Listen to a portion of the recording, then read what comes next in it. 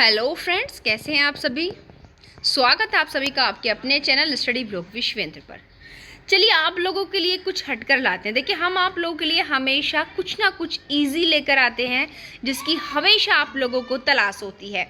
तो जैसा मैंने पहले भी एक वीडियो आप लोगों के लिए बनाया हुआ है, जो आपके यूपी जुडिशरी 2022 में प्री प्लस मेंस में जीएस पेपर के अंदर आपके शामिल हुए थे। आपके जो माइनर एक्ट जो आपके महिलाओं, बच्चों, डिसेबल पर्सन से संबंधित हैं, वहाँ मैं आपको पनिशमेंट लेकर के आई थी। और आज का जो मेरा वीडियो है वो आपका डॉरी प्रोहिबिशन एक्ट 1961 को वन लाइनर में मैं लेकर आई हूँ। देखिए क्योंकि आप जब रिवीजन करोगे लास्ट टाइम पर, तो आप हर जगह जो है अपना बैरक उठाकर नहीं लेकर जा सकते हो, तो इसीलिए हमें ज़रूरत होती है शॉर्ट नोट्स की। तो ध्यान रखिएगा, आज का ये वीडियो हमारा ये सेशन बहुत महत्वपूर्ण होने वाला है, तो बिना स्किप के आखिर तक इस वीडियो में हमारे साथ बने रहिएगा। तो शुरुआत करते हैं। ये आपका दहेज प्रतिशत अधिनियम 1961 का आपका वन लाइनर नोट्स है। यहाँ पर देखिए, सबसे पहले देखते हैं, क्योंकि इस अधिनियम में केवल आपकी 10 धाराएं हैं। अब 10 धाराओं को किसी अध्याय में तो डिवाइड किया नहीं जाएगा आपका, तो टोटल कितने इसमें सेक्शंस आपके 10 सेक्शंस हैं। इसको सबसे पहले देख लेते हैं, राष्ट्रपति की परमिशन कब मिली है। तो 20 मई 1961 को, 20 मई 1961 को राष्ट्रपति की परमिशन इसको मिल चुकी है और ये कानून बन गया। और उसके बाद 1 जुलाई 1961 को ये संपूर्ण भारत में लागू। क्योंकि देखिए, अगर हम 31 अक्टूबर 2019 तक की बात करें तो उस समय जम्मू कश्मीर को छोड़कर संपूर्ण भारत में लागू था, बट 31 अक्टूबर 2019 से ही आपके संपूर्ण भारत में लागू हो गया जम्मू कश्मीर के साथ ही। ठीक है, तो यहाँ पर दोनों ही डेट महत्वपूर्ण है और आपकी जो इसके कमेंसमेंट की डेट है, लागू होने की डेट है 1 जुलाई, वो बहुत ज़्यादा महत्वपूर्ण है यहाँ पर। अब आइए आते हैं, क्योंकि सेक्शन फर्स्ट इसमें मैंने नहीं लिखा, क्योंकि सेक्शन फर्स्ट आप लोग जानते हो, क्योंकि यहाँ पर केवल शॉर्ट नोट्स बनाने का पर्पस था। ऐसा नहीं कि मैं फिर सारा आपको इसमें उतार देती। जो भी महत्वपूर्ण फैक्ट हैं इस अधिनियम के, वो मैंने यहाँ पर आपके शामिल कर लिए हैं। अब यहाँ पर देखिए, सेक्शन 2 में जो है दहेज को डिफाइन किया गया। आखिर दहेज किस चीज़ को दहेज जो है यहाँ पर माना जाएगा आपका, तो सेक्शन 2 ये बताता है, ये कह रहे हैं कि कोई भी ऐसी प्रॉपर्टी, ठीक है, कोई भी ऐसी प्रॉपर्टी या कोई भी मूल्यवान प्रतिभूति जो कब दी जा रही है, या तो भाई विवाह के समय दे रहे हो या विवाह से पहले आपने दे दी, और अब तो आप लोग नॉर्मली देखते विवाह से पहले ही दे दी जाती है, ये विवाह के पश्चात दी जाती है। पश्चात वाला जो फैक्ट है ना, ये आपके 1961 में नहीं था, 1986 में इसको जो है ऐड किया गया है। अब दे कौन रहा है भाई, ये आप लोग जानते हो, विवाह का एक पक्षकार दूसरे को देगा। ठीक है, आप माता पिता, गार्जियन, किसी के भी द्वारा जो है दी जाएगी, डायरेक्टली इनडायरेक्टली किसी भी तरीके से दी जा सकती है। और मेहर को हम इसके अंतर्गत शामिल नहीं करते, यानी कि मुस्लिम्स में जो लड़कियों को मेहर दिया जाता है ना, उस मेहर को यहाँ पर दहेज में इंक्लूड नहीं कर सकते, क्योंकि यहाँ दहेज का मतलब देखो, लेना और देना, आप सेक्शन 3 में पढ़ेंगे, लेना और देना दोनों वहाँ पर है। तो वहाँ पर लड़की को दिया जा रहा है, बट वो मेहर दहेज नहीं है, क्योंकि वहाँ पर मुस्लिम्स महिलाओं की गरिमा को बनाए रखने के लिए मेहर का जो है प्रावधान किया गया, इसलिए मेहर को इसमें शामिल नहीं किया। ये क्वेश्चन आपका पुटअप होता है। ठीक है, नेक्स्ट हमारा क्वेश्चन यहाँ से इतना ही महत्वपूर्ण है, और देखिए इसका मीनिंग वही होगा जो आपके फिलहाल बीएनएस में है और आईपीसी में था। नेक्स्ट आते हैं हम सेक्शन 3 पर। सेक्शन 3 अभी हमने क्या पढ़ लिया सेक्शन 2 में, क्या अगर दहेज के अंतर क्या क्या चीज़ें आपकी दहेज मानी जाएंगी। अब यहाँ पर हम पढ़ेंगे सेक्शन 3 में कि दहेज लेना और देना दोनों ही पनिशेबल हैं। Penalty for giving to taking, giving और टेकिंग, आप लेना या देना दोनों भाई पनिशमेंट। लेने वाला अगर दोषी है तो देने वाला भी दोषी है। क्यों? क्योंकि वो दहेज का बढ़ावा दे रहा है समाज के अंदर।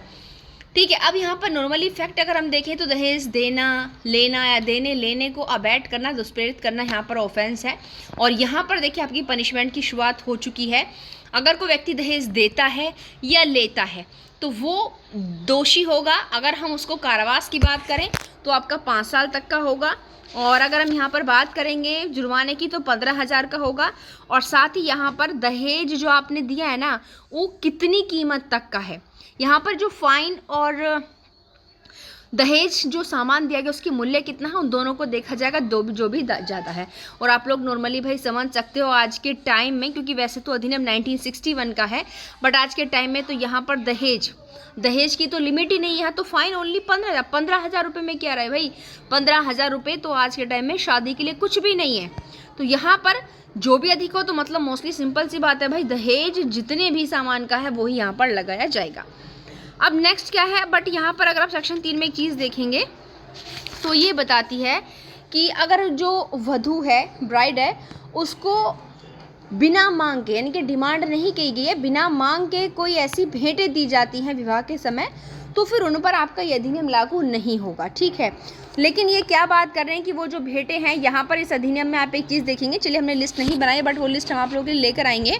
एक लिस्ट बनाई गई, एक सूची बनाई गई है, तो सूची के अंतर्गत जिन चीज़ों को दर्ज किया गया है वो यहाँ पर उनकी ये वहाँ पर बात करें कि परंतु अगर आप इसका प्रोविज़ो देखेंगे सिंपल यही बात करता है कि वो जो भेंटें हैं ना, वो जो गिफ्ट हैं, वो इस अधिनियम के अंतर्गत जो नियम है उनके अकॉर्डिंग रखी गई सूची में दर्ज किए गए हैं, परंतु अगर वो बिना डिमांड के हैं तो फिर वो आपका दहेज नहीं होंगे। वही चीज़ आपका यहाँ पर दोनों लेने देने की बात है तो दोनों के लिए यहाँ पर इंक्लूड आपका होगा।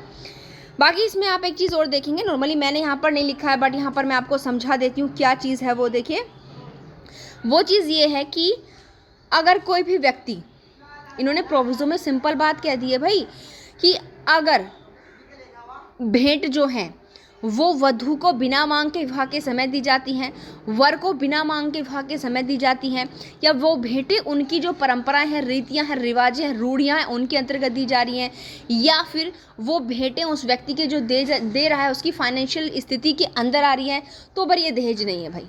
ठीक है, लेकिन फिर ये क्या है भाई, वो चीज़ें अगर हम गिफ्ट महिला लड़की को लड़के को अगर विवाह के इसमें गिफ्ट दे रहे हो आप, वो चीज़ें अलग हैं, लेकिन बशर्ते ये जो आप ये चीज़ है कि उसका जो फाइनेंशियल स्टेटस है, कहीं ना कहीं वो फाइनेंशियल स्टेटस ही उसका सामने वाले को परेशान कर रहा है, क्योंकि एक व्यक्ति का फाइनेंशियल स्टेटस जो है 50 लाख रुपए तक का है, अब उसी की बगल में दूसरे वाले का तो नहीं है भाई 10 लाख रुपए तक का भी फाइनेंशियल स्टेटस, तो वहाँ पर बट वो उसकी बराबरी करने की कोशिश करेगा। तो बहुत सी चीज़ें यहाँ पर देखिए इंक्लूड हो जाती हैं।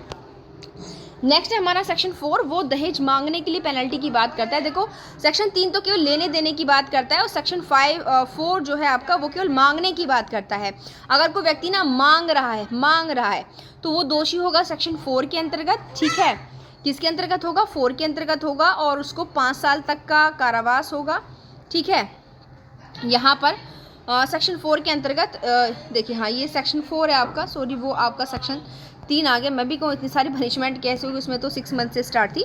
तो यहाँ पर सेक्शन 4 जो है वो मांगने की बात करता है आपका, चाहे डायरेक्ट मांगा जाए चाहे इनडायरेक्ट मांगा जाए, बट यहाँ पर पनिशमेंट आपकी 6 महीने से लेकर 2 साल तक की हो सकती है, और इसमें आपका जो फाइन है वो 10,000 रुपये है।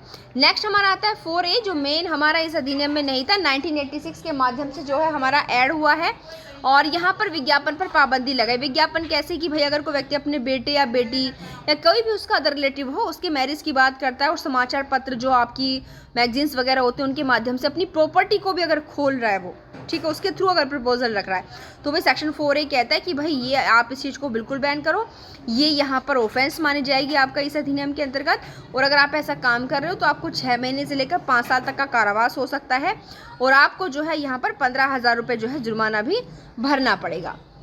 ठीक है, तो नेक्स्ट हमारा सेक्शन आता है सेक्शन 5, जिसका टाइटल अपने आप में बहुत महत्वपूर्ण है।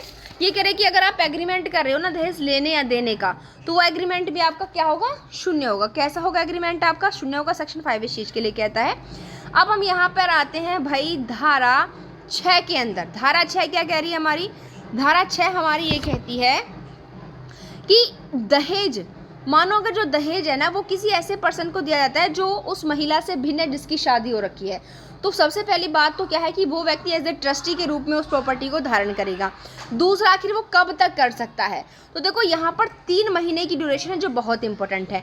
अब ये भी कंडीशन आपकी 3 है। कैसे भाई, अगर वो जो जिस व्यक्ति को वो सामान दिया गया है जो उस महिला का है, उसने तो कल ट्रस्टी के नाते अब धारण किया हुआ है, तो अगर वो विवाह से पहले दे दिया है तो जब विवाह हो उस तारीख से 3 महीने के अंदर अंदर उस महिला को देना होगा। अगर वो या तो विवाह के समय दिया गया था, विवाह के पश्चात दिया गया था, तो जिस दिन उस व्यक्ति ने लिया है ना उस तारीख से 3 महीने के अंदर देना होगा। और अगर मानो वो लड़की जब उसका विवाह हुआ था माइनर थी, अवयस्क थी, तो जैसे ही वो बालिग हो जाए ना, मेजर हो जाए, वयस्क हो जाए, उसके 3 महीने के अंदर भाई आपको ये देना होगा। और ये क्वेश्चन पूछा जाता है कि अगर वो व्यक्ति धारण करेगा तो किस रूप में करता है, एज ए ट्रस्टी के रूप में। और अगर उस लड़की की लेने से पहले मृत्यु हो जाए, मानो उसका टाइम कंप्लीट नहीं हुआ, डेथ हो गई, तो उसके वारिसों को चली जाएगी। बाकी वारिसों में जैसे कि उसके पेरेंट्स हैं, ठीक है। मानो सबसे पहले तो देखो लड़की के बच्चों को, उसके बच्चों को ही जाएगी ना, अगर उसके बच्चे नहीं है तो उसके पेरेंट्स को चली जाएगी। और अगर कोई व्यक्ति इस प्रॉपर्टी को 3 महीने के अंदर उस महिला को नहीं दे रहा है तो फिर यहाँ पर भी पनिशमेंट है उसके लिए। कितनी होगी भाई? अब तुमने हमें एज ए ट्रस्टी प्रॉपर्टी सौंपी थी बट तुम तो दे ही नहीं रहे हो, तो दंड कितना होगा? 6 महीने से लेकर 2 साल तक का होगा और 5,000 से 10,000 रुपये तक का इसमें आपका फाइन होगा। नेक्स्ट सेक्शन इसमें आपका 7, और ये चीज़ें सारी बहुत महत्वपूर्ण है, ध्यान रखिएगा। पनिशमेंट भी महत्वपूर्ण है, इसकी ड्यूरेशन भी बहुत महत्वपूर्ण है ये। और नेक्स्ट है आपका अपराधों का संज्ञान।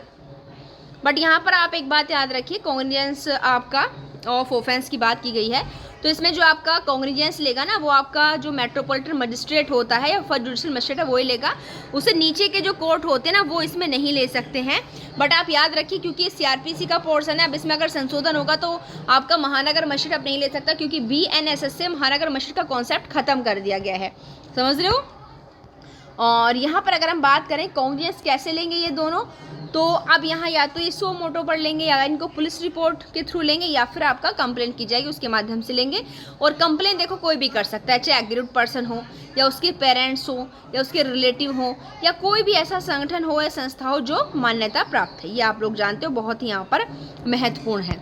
उसके बाद यहाँ पर इन्होंने सीधा कह दिया कि भाई जो लिमिटेशन वाला पीरियड है ना हमारे BNSS का चैप्टर 36 में, CRPC चैप्टर 36 और BNSS चैप्टर 38 में, वो लिमिटेशन वाला पीरियड दहेज प्रतिशत अधिनियम पर लागू नहीं हो, क्योंकि आप क्रिमिनल एक्ट के अकॉर्डिंग प्रोसीजर तो आपका CRPC के हिसाब से चलेगा ना।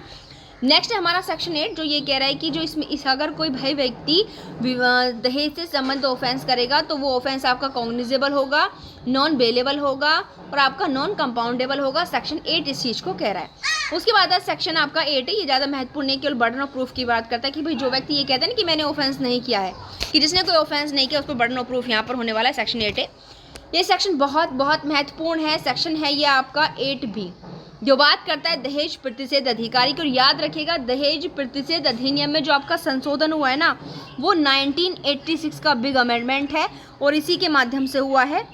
1984 का भी, 86 का भी है। उसके बाद कल 2019 में वो आपका हुल ओवर इंडिया में जोड़ने के लिए हुआ था और कोई संशोधन इसमें आपका नहीं हुआ है। अभी इसमें संशोधन जो होगा वो आपको BNSS के अकॉर्डिंग हो सकता है मेट्रोपॉलिटन मजिस्ट्रेट को हटाने के लिए। यहाँ पर देखो एक दहेज प्रतिषेध अधिकारी होता है आपके डिस्ट्रिक्ट लेवल पर। उस दहेज प्रतिषेध अधिकारी को अपॉइंट कौन करती है? हमारी स्टेट गवर्नमेंट करेगी। देखिए इसको अपॉइंट, ठीक है। और इसको पावर कैसे होंगी? जैसे पुलिस अधिकारी की पावर्स होती है ना वही ऐसी पावर्स इसकी होंगी। और इसके साथ ही साथ भाई जो हमारी राज्य सरकार है वो एक सलाहकार बोर्ड का गठन करेगी जो इन दहेज प्रतिषेध अधिकारियों की सहायता करेगी, उनको सलाह दे सके इस प्रकार के मैटर्स में। और इस बोर्ड में आपके 5 से अधिक, यानी कि केवल 5 होंगे, 5 से ज़्यादा नहीं हो सकते, 5 से कम हो सकते हैं, और जिसमें आपकी 2 महिलाएं होनी ज़रूरी है। तो ये बहुत महत्वपूर्ण है, याद रखिएगा। और देखो इनका काम क्या होगा भाई, ये क्या काम करेंगे? ये दहेज प्रतिषेध अधिकारी को क्या देंगे? ये तो दहेज प्रतिषेध अधिकारी को सलाह देंगे, बट दहेज प्रतिषेध अधिकारी क्यों अपॉइंट किया जा रहा है? वो इसलिए अपॉइंट किया जा रहा है कि वो ये देखना है कि क्या दहेज प्रतिषेध अधिनियम के उपबंधों का पालन हो रहा है, क्या दहेज को जो लोग मांग रहे हैं, दहेज मांगने का दुष्प्रेरण कर रहे हैं, उन लोगों को रोकना, या दहेज से संबंध अगर कोई मैटर आया है तो उसके लिए एविडेंस कलेक्ट करना, या राज्य सरकार जो भी काम इसको सौंपेगी वो काम ये करेगा। ठीक है। नेक्स्ट आपका 9 और 10, सिंपल बात करें 9 जो है सेंट्रल गवर्नमेंट को पावर दे रहा है रूल बनाने की और 10 जो है स्टेट गवर्नमेंट को दे रहा है, क्योंकि ये आपका कंकरेंट समवर्ती सूची का विषय है। तो दोनों यहाँ पर आपका नियम बना सकती हैं, क्योंकि समय समय पर चीज़ें देखो चेंज हो जाती हैं, तो कुछ भी इसमें नया शामिल कर सकती हैं। तो इस तरीके से 10 सेक्शन से आपके 2 सेक्शन और इंक्लूड हुए हैं, काउंटी के अकॉर्डिंग 12 हो गई। ये अधिनियम आपका यहाँ पर कंप्लीट हो चुका है। तो प्लीज़ आप लोग को वीडियो कैसी लगी मुझे कमेंट बॉक्स में कमेंट करके ज़रूर बताएं। इसी तरह से हम आएंगे नेक्स्ट वीडियो में, नेक्स्ट आपका माइनर एक्ट का जो है 1 लाइनर वीडियो लेकर के। तो आज के लिए इतना ही, थैंक यू।